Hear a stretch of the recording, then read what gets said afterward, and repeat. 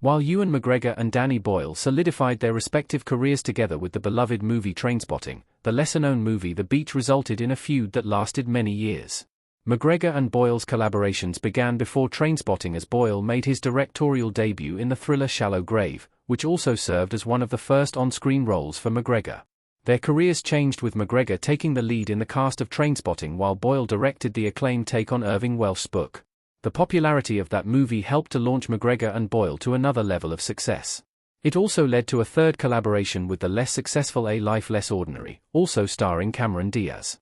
However, despite their close working relationship across 3 projects, that 1997 movie ended up being the last time they worked together for 20 years.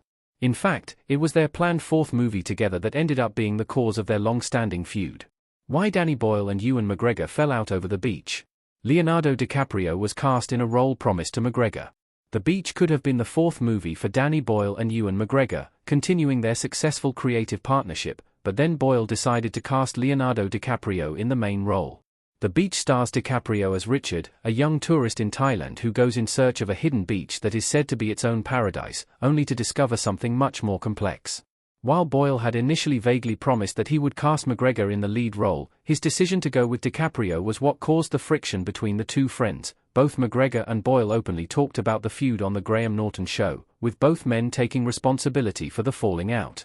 For McGregor, he admits that it wasn't really about missing out on the role that he thought was his, or being passed over in favor of the more famous DiCaprio, but rather that he felt odd not being included in Boyle's new movie after starring in his first 3. Boyle explains that he felt he had not handled the situation in the right way and blames himself for the bitterness that followed, saying, "Both Boyle and McGregor seem to have nothing but regret for letting the feud grow into what it did, preventing them from carrying on the friendship they had grown over the years."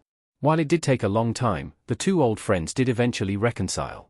Danny Boyle and Ewan McGregor made up in time for Trainspotting's long-awaited sequel.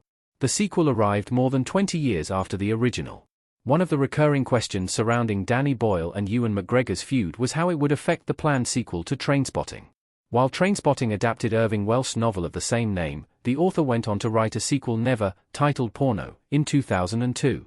From the time it was released, there had been talk of a movie sequel happening as well. Boyle continued to discuss an openness to the idea, but wanted to wait until the actors aged enough to play the same characters years later.